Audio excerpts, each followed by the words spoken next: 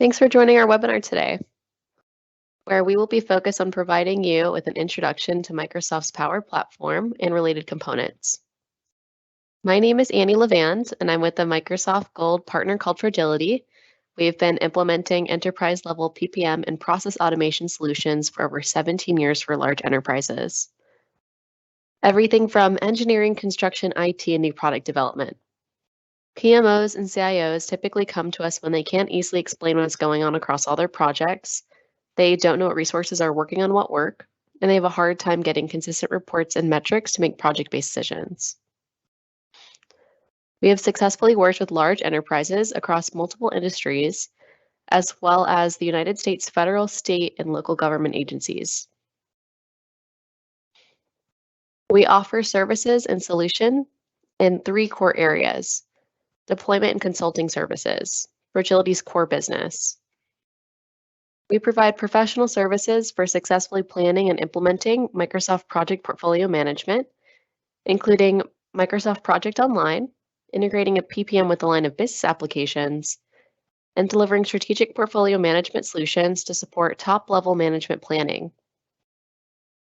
We also have a growing Power Platform and Power BI practice that leverages best-in-class solutions.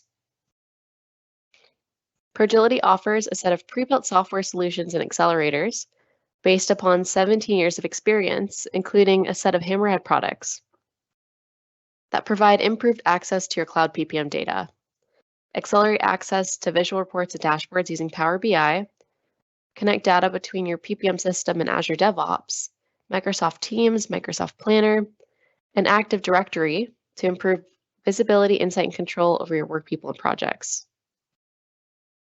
Finally, PROJILITY provides post-implementation support services, including expert care, designed to assist your organization with gaining on-demand expertise on the solution supported.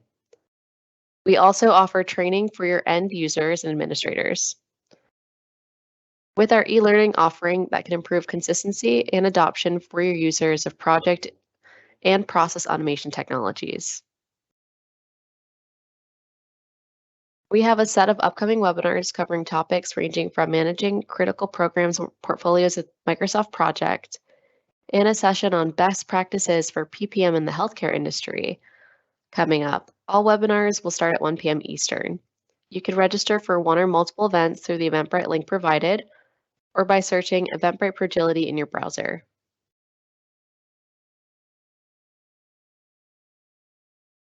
You can join us for these sessions, which were designed based upon your feedback over the last 6 months.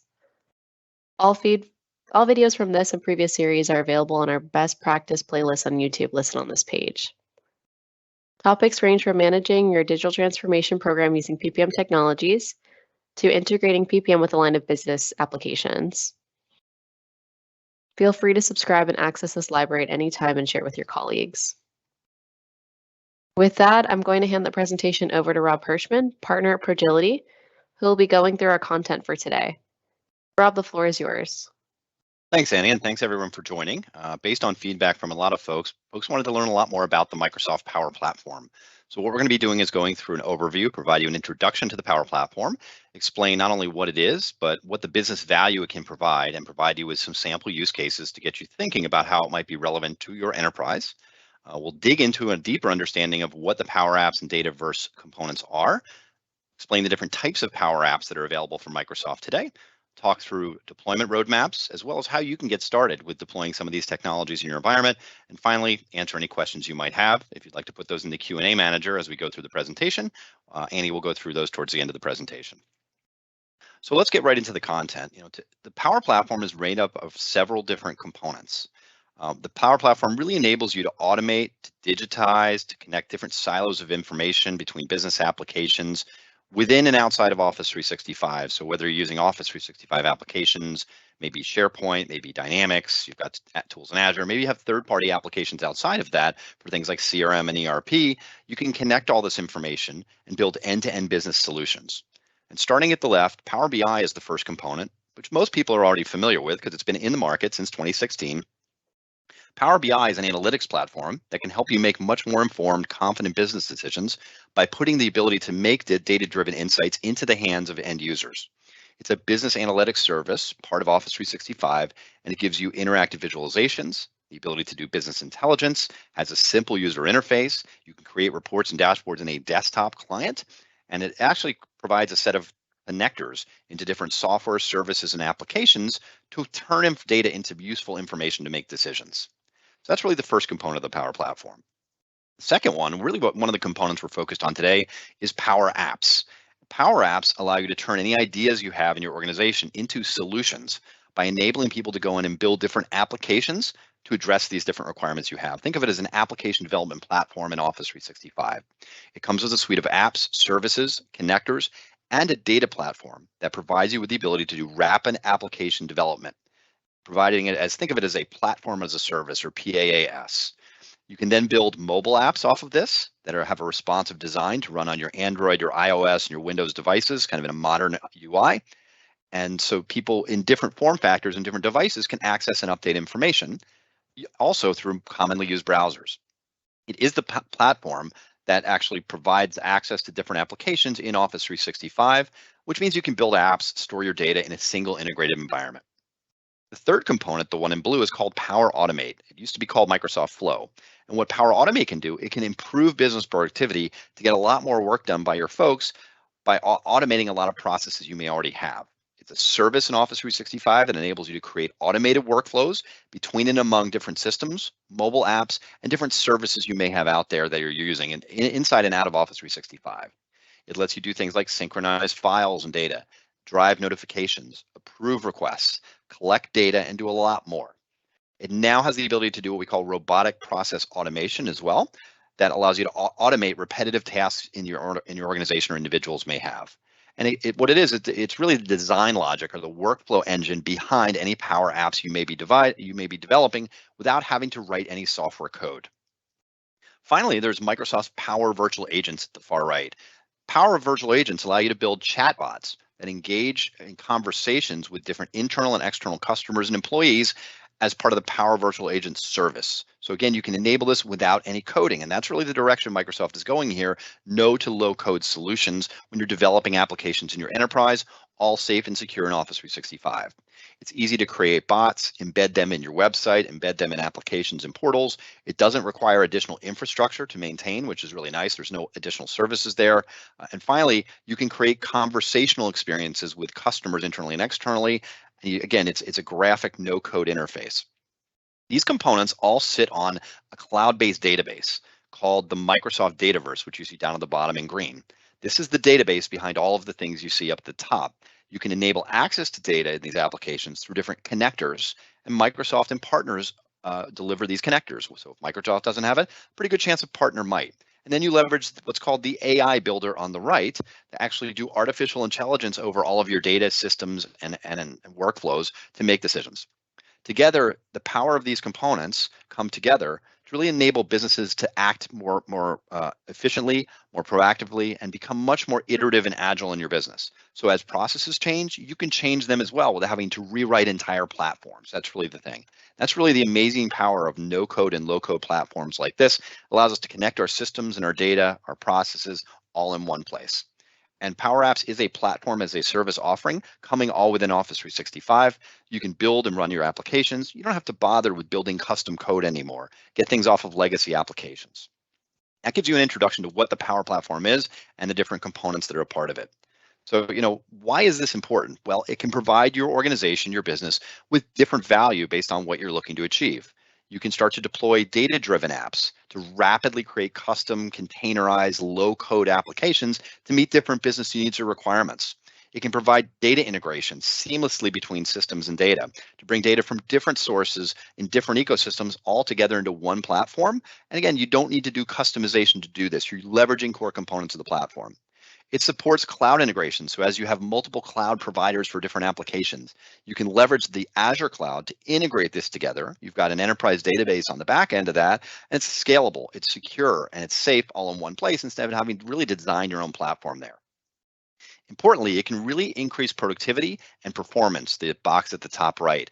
Things like Power BI bring the ability to have reporting agility. With Power Apps, you have the ability to have specific application solutions built. And then with Power Automate, you can provide workflow behind those applications and data to connect it all in one place. Again, you move things from manual connectivity and data and forms and documents into automation and flowing of data and the ability to analyze that data and look where it's going. Finally, you can become a lot more efficient in terms of data sharing and storage. You can improve communication. Power Apps gives you the ability to build simple solutions, digitize manual processes. They can enhance performance. You provide mobile access to certain subsets of that information. Again, you're driving agility throughout the organization.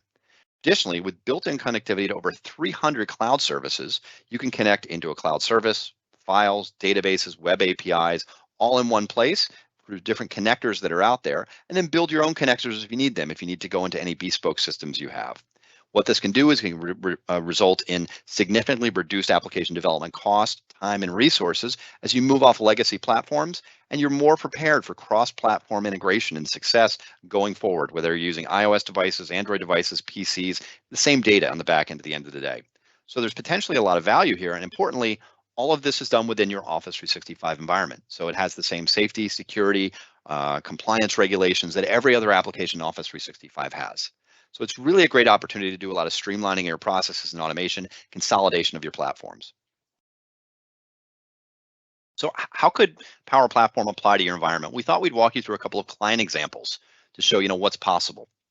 The first of those is we have a hospital system that actually we worked with to actually build a Power App to capture and schedule the nurse hours and the different shifts and have logic behind that, and all that's stored in the database. And this is all available through a Microsoft Teams user interface, so people can go and update and share their information there. Good example of using a Power Platform. We have another organization, a government agency, that was capturing all their ideas in a big spreadsheet. They wanted this routed into a SharePoint list that they can analyze it. And then some of those ideas became potential projects that can then get routed into a project management system. But also they could get Power BI reports and dashboards to see all the ideas across the agency. It's a great use of the Power Platform here with Power Automate, as well as Power Apps and the Dataverse behind it. Mobile application. We had a construction company come to us and say, hey, we've got a project management application, but we've got these field project managers that are out on sites. We want them to go in and have the ability to update progress on tasks from different projects within the PPM system, but not have to go in and look at entire schedules. So by doing this, you can actually deploy a mobile app that runs on their iOS and Android devices, mainly iPads, where folks in the field with their hard hats on can take out their rugged iPad, they can update progress on different activities, and that immediately updates the back-end project leads and the schedulers on the back. So that's another use case for a Power App. Another organization came to us, a large hotel chain, and they had different spreadsheets where they were getting updates. They were rolling out technology updates to a lot of their different chains and brands. And they were getting updates weekly from these different chains and brands in this format. They wanted to have that data aggregated together and report on it in a centralized dashboard. So what we did is we actually built a Power Automate that took the data that was dropped into a SharePoint site, moved that data in and consolidated it into a unified business intelligence model, data model in Power BI, and then drove Power BI reports and analytics out of that. So you take disparate data and files, you turn it into useful information.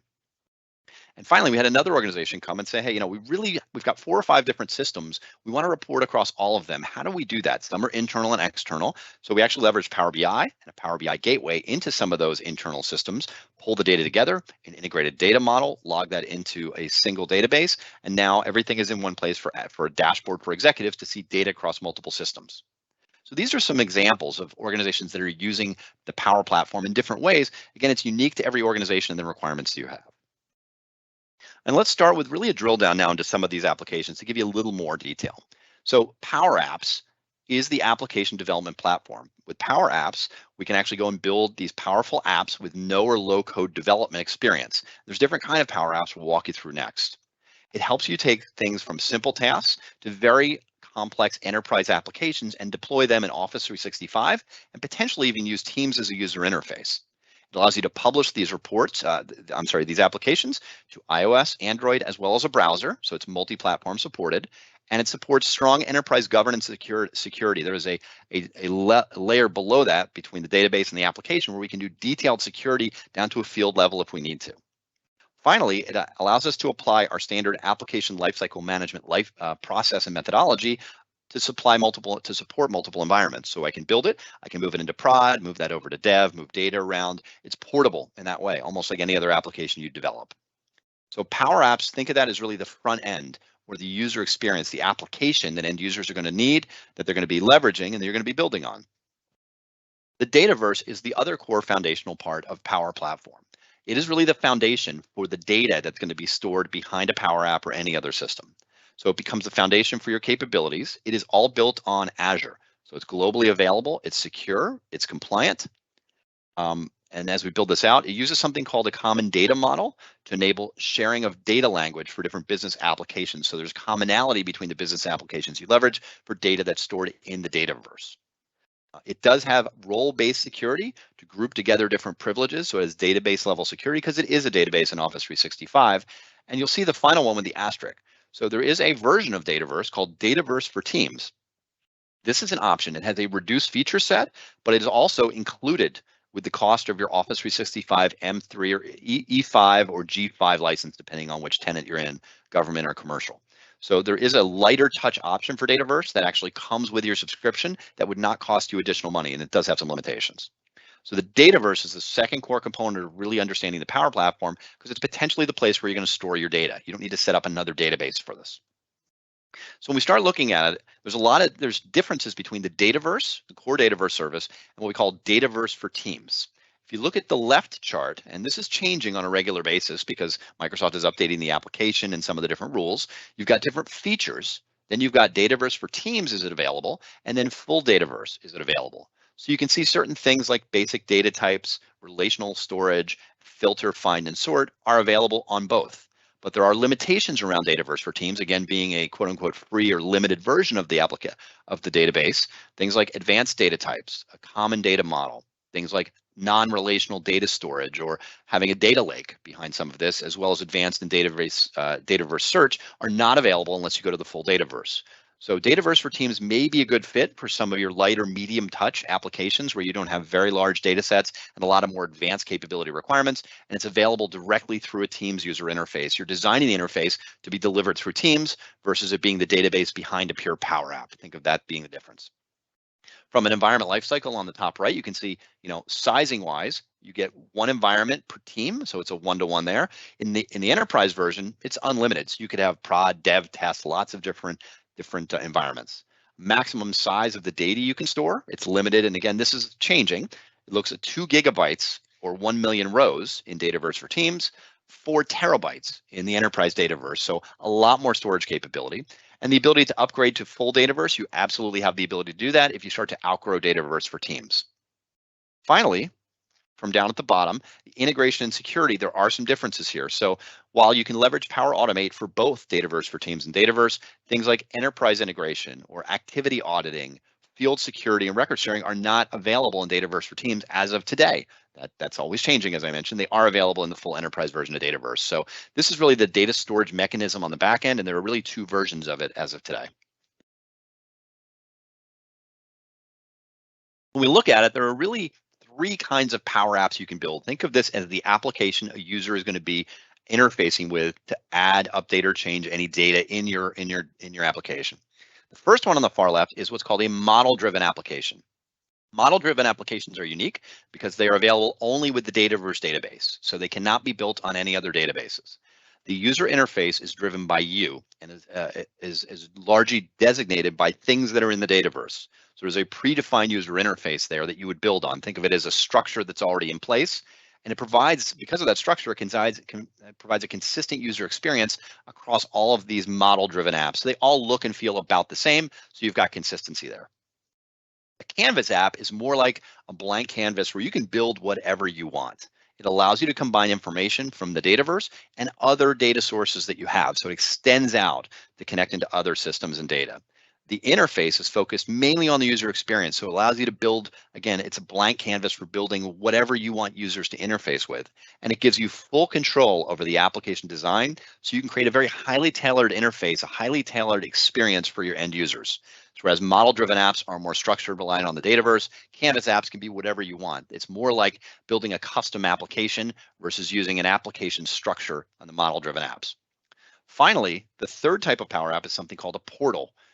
Portal is based on the Microsoft Dataverse. Again, it's leveraging that core Microsoft database. It allows you to take web-based applications that are out there for internal and external users and allows people to log in, such as making a public-facing website based off a Power Portal. It also lets you manage the design experience, almost like a model-driven app, but it's extensible to cover things like web APIs into other systems and processes, templates and code components. So it's really designed for mass access to specific sub applications that you have out there that are built as canvas or model-driven apps. So with each of these, there are features and limitations. The model-driven app, which has become very, very popular, they're really, really strong for process-driven apps where there's a lot of data to be updated. And you want to make it very easy for users to update the data in a single user interface. It's data focused, so it's a no-code design. That's the important thing. You can go in as long as you have a basic understanding of database structures and applications, and you can build this without having to write any software code. It provides you end-to-end applications with business rules and business processes you can apply using Power Automate. It also provides a standard user experience and interface. So all Power apps that are model-driven are going to look and feel the same. So if you roll out 5 of them, even if they're for different processes, people are going to be very comfortable with the interface because it looks the same as the other applications they're using. You don't have to worry about building a custom UI. There are different components of a model-driven app. Again, the goal being a consistent user experience across all of these. The first one, which you see on the left here, is what's called the app navigation. This organizes an end user's how they're going to interface with the data into different areas, groups, or topics. It allows people to quickly select what they want to look at. And then the second area in the middle there is the view. The view is going to display a list of different rows that are specifically tables in the Dataverse database that people are going to want to drill into, update, change, modify, or create new. Behind each of the views are forms, and forms are the interface for updating, changing data that's in one of the tables in the Dataverse database. It leverages a standard UI component. So you can see in there are different fields that are laid out, and you can move around where they sit. So you have different tabs, summaries, details, related information. There are buttons at the top that are standard. Create a new, save and close, deactivate, connect, automate. So you can drive processes behind a Power App as well. So model-driven apps, again, are all going to look and feel very, very similar. So as you start to roll more out, users will be very familiar with them. So when do you use a model-driven app? You should do it if one of the following is a use case you've got. If you're really focused on underlying data structure and relationships, you don't want to spend weeks and weeks defining a custom user interface. You're not building a really unique application. It's all about the data you want to get in there. A model-driven app is a great way to go. If you are comfortable using the Dataverse for storage all of your data, meaning it's not going to sit in a SQL database or it's going to be out in Oracle somewhere, the model-driven app is a great solution because it is built on the Dataverse natively. You don't have to understand how to set up the Dataverse and do all the different components. Model-driven app will connect directly into the Dataverse. If your purpose is to support the deployment of any kind of automation of business processes, you want to put business rules in place, you want to provide views into the data, you want to provide mandatory and optional fields and forms, columns of data for people to update, a model-driven app is a really, really good fit. So think of model-driven when you have that structure, when you're heavy on data intensive, when you're really looking to drive consistency in the interface. A Canvas app. Canvas app really begins with the user experience in mind and drives from there. The interface is going to drive the data on the back end of that. And that may be a case where you've got 4 or 5 different data sources. You want to build a really pretty UI. You want people to come in and update that all in one place. The Canvas app is the way to go. It allows you to easily, or kind of sub-easily, connect into your existing systems and data as long as you have connectors there. And there are connectors for systems, for databases, for different processes that are out there and that are pre-built today. It allows you to use low-code capabilities in something called PowerFX, as well as Power Automate, to create these apps, forms, and automations. It does require some coding experience. It is not no-code, it is low-code. So you do have to have some development experience to build out Canvas apps in our experience. And finally, it does give you accessibility to mobile, tablet, and desktop applications as well, just like a model-driven app does. One of the big benefits of a Canvas app is you have interactivity. You have connectors, and there's today, used to be under 250, there's almost 400 active cloud services, file providers, databases, web APIs. These are all being published by different parties, whether it's data that's in MailChimp or something that's in Salesforce or something that's in Jira, extra, or it's just in an Excel spreadsheet or in a SQL database. There are connections through on-premise data gateways. There are custom connectors that can be built, or you can contract them to be built out, and then you can leverage Power Automate for these connectors as well to flow data between and among your different systems into the application so someone can go to one place to update all their data. And that integration and connectivity is a huge benefit of the Microsoft platform because all these third parties are building these as well as Microsoft is as well. So when do you know which one to use, a Canvas app or a model-driven app? We should definitely consider going to a Canvas app if one of the following is applicable. If you're really into full control and you really want to do app design, user experience development, you're building a very unique app and user interface is critical, Canvas app is the way to go. If you need to include data from different data sources, as we mentioned, Canvas app is the way to go. If you need to access data from other databases, non-Dataverse data sources, it's not all going to be in the Dataverse, Canvas app is the way to go. If you need to do any integration between applications, maybe you're going to take SharePoint data and Exchange or any external systems, pull it all together and have a unique UI, Canvas app is the way to go. And if there's a need to leverage any native mobile capabilities, maybe you've got folks in the field that are, taking pictures of job sites and they want to move that back and that gets stored in a database, but it pulls data from a GIS system, probably better off in a Canvas app than a model-driven app. And additionally, if you have access to what we call makers, these are, really well-versed folks around expression-based language, people that can write formulas and have variables in there, want to go in and kind of build their own or roll their own and make it very unique. The Canvas app is going to give you a lot more flexibility around this as well.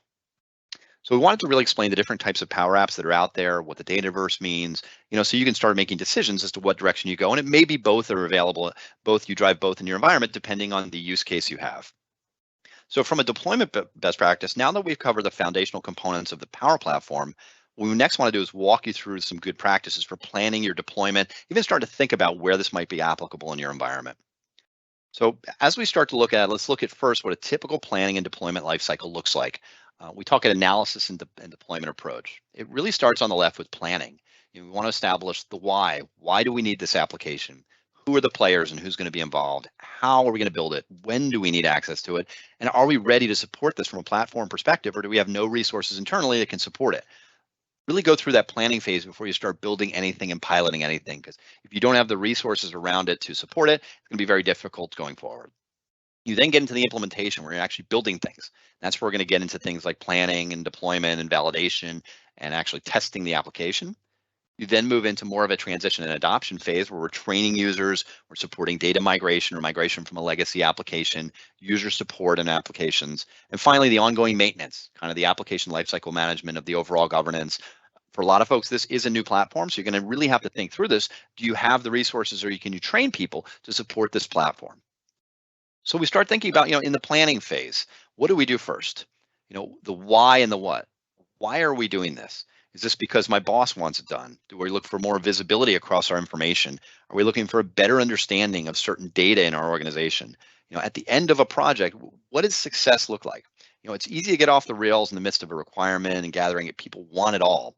When it gets confusing, there are competing priorities. And coming back to, what success looks like is really, really important to defining why you're using a technology and what you're going to do. The who is really important as well. Who is going to be playing key roles in this from a stakeholder perspective? Is there a core team of folks? Treat it like a strategic project that you're going to be rolling out and get the right people involved. Finally, the how and the when. Think about the implementation approach. Have you done implementations like this before? Are you going for more of the big bang? We might need a longer period of time with no immediate wins, and then all at once, we're going to suddenly have the new application in place. We're looking for more incremental changes, small wins along the way, be a little more iterative, get feedback from end users, really gain approval for the application. So you really want to start thinking about this in your planning phase as it relates to not only the platform, but what applications you want to roll out. Now let's talk through some of the implementation phases of a deployment. So specifically, we find organizations can roll these out in different ways, different methodologies. You've got your traditional iterative or agile methodology. In the end, whether you're using you're using an agile or a waterfall or maybe a blended or a hybrid, it's really important there are some consistent things in place. You want to make sure your steering committee or whoever's involved backs what you're doing and is actively participating. You want to allow adequate time for implementation, doing good design, going through a build and validate, going through training and adoption. You want to try to utilize the native functionality as much as possible. We do this a lot. We try to leverage the fields that are built into the applications. It makes implementation easier. You also want to make sure the resources dedicate the time to the analysis, design, testing, and rollout. We see this a lot where organizations don't dedicate the resources to something. You get to the end and they're kind of surprised where they are when they haven't been deeply involved from the beginning. So whichever methodology you use, just keep in mind you are going to need to have resources involved in the project. During implementation, it's really important to understand the core components of what drives success. Part of that is ownership. And ownership really is all about determining, who owns what within the application. Is it segmented out by different area or function? How do these areas work together? You want to determine who's going to be managing the environment once it's in place. Do you have the proper licensing and software? So if we start looking at this, there is a licensing impact to going with the Power App in one, a Canvas app versus a model-driven app using Dataverse for Teams and Dataverse. You want to get that out of the way early on because at scale, you have better conversations with Microsoft about pricing. If we can leverage the platform for 4 or 5 or 6 applications, it becomes a lot more cost effective than building it just for one.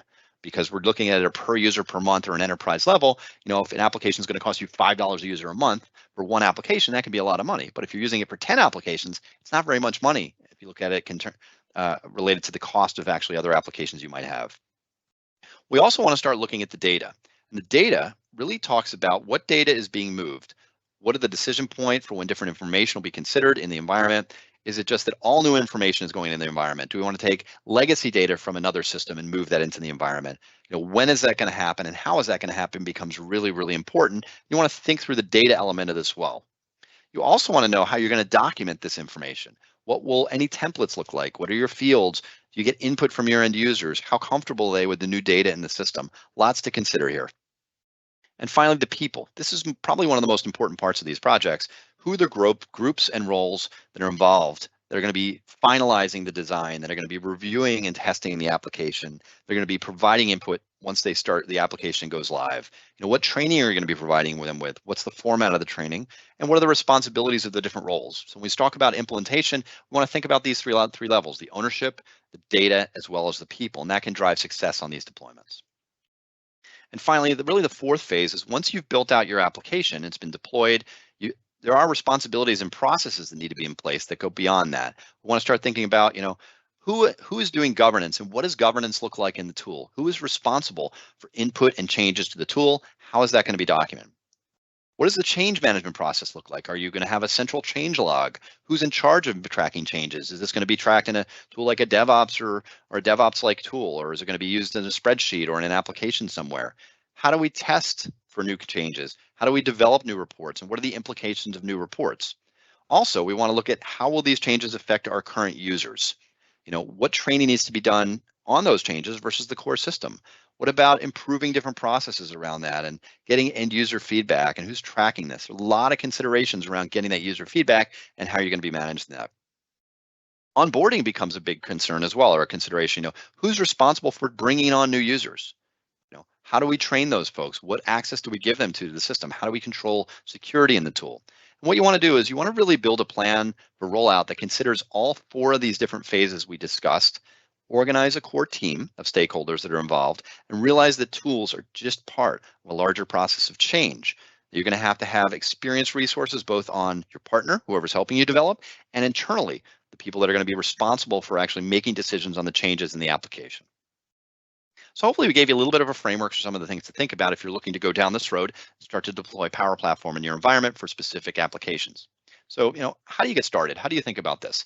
The first thing we always recommend is take a look, are there existing applications that are really good candidates for Power Platform? Maybe you've got legacy SharePoint applications that you've just outgrown or you don't like the user interface. Maybe you've got InfoPath, which has gone out of support, or Microsoft Forms now that you want to leverage and build it on a database now. Well, really good opportunity. A lot of organizations still have old Lotus Notes databases sitting around, believe it or not. Great way to re-platform that.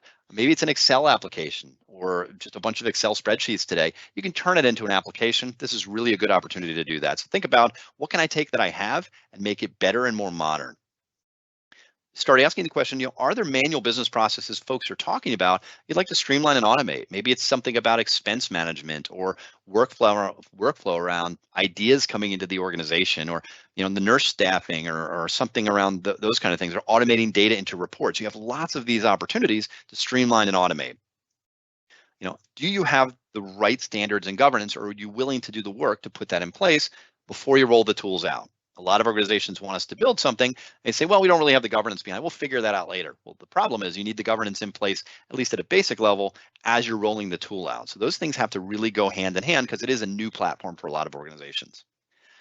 Licensing is a consideration. Do you own the right Office 365 licenses that include Power Platform entitlements that you can use to reduce your cost of operations? If you can show an organizational cost savings, that's a great use case for investing in the platform. If you have to spend a little bit of money here and there, but if it's going to be $1 million spend to replace something that doesn't cost you anything, it's a really hard business case to make. So start thinking about that and think about scale. If I can pick 4 or 5 applications and then have a single license for user that goes across those applications, a lot more efficient than just picking one app and wrapping the cost around that. Additionally, another question, how do you get started? Would access to a common data model in Office 365 to do any kind of enterprise reporting be helpful to you? A lot of organizations have one-off reports, they have databases, Excel spreadsheets everywhere. Why not build a data mart, enterprise data model, use Power BI on top of that? There's a great opportunity to really bring your reporting together. And a lot of enterprises we work with have spent a lot of time over the last 3 or 4 years doing this using Power BI. It's a great consolidation opportunity. So these are just some ways to get you thinking about, is Power Platform relevant in our environment? How can we do that? Hopefully if this was interesting to you and you're exploring getting any help on any aspects of the platform, feel free to reach out to us. We have detailed experience and resources that can assist with driving towards your mission of a more integrated enterprise using some of the Microsoft technology here. You can reach out at info.progility.com, attention Power Platform, and we can help you. Everything from the upfront envisioning, we'll help you pick an app or use case. We'll help you scope that out, maybe run a design session, develop a plan for maybe building, migrating, and piloting out a specific application you have, and then grow that going forward. And once you get a couple of these in your environment, get some folks trained, it becomes a lot easier to take on a lot of this work yourself. Definitely look to us with any questions you have, or if you're looking for any resources, we can definitely help out at PROJILITY. Well, with that, I'm going to hand the floor back to Annie on our team, and we're going to see if there are any questions. Annie? Hi, Rob. We do have a couple questions. From Anonymous, would these apps/software work with other systems such as SAP? Great question. Absolutely. So we talked about those data connectors. You can leverage pre-built data connectors into tools like SAP, or you could build your own connector or have someone build a custom connector for you. The whole model here is you can actually integrate data from SAP, PeopleSoft, Oracle, or any databases you have outside of that to build applications and report off them. So absolutely. Here's another question.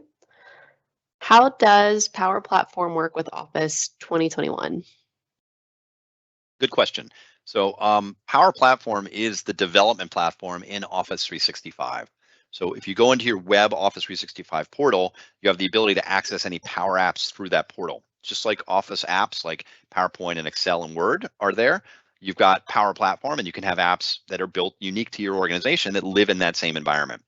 Now, with that said, certain Power Platform apps work with tools you have. For instance, if you go into Excel, there's now a tab in Excel called Automate. That is actually allows you to create Power Automate workflows to take data between different Excel spreadsheets and systems and route it around or apply it. So Microsoft is starting to embed some of those applications like Power Automate, as well as Power BI in some of these tools as well. So it's not only a platform in Office 365, it's one that's getting closer and closer tied to the core Office apps like Excel.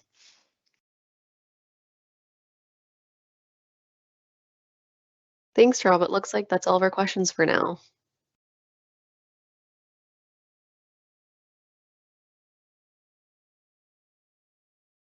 We appreciate everyone joining our session today and look forward to seeing you on the next webinar. Have a great day, everyone. Thank you.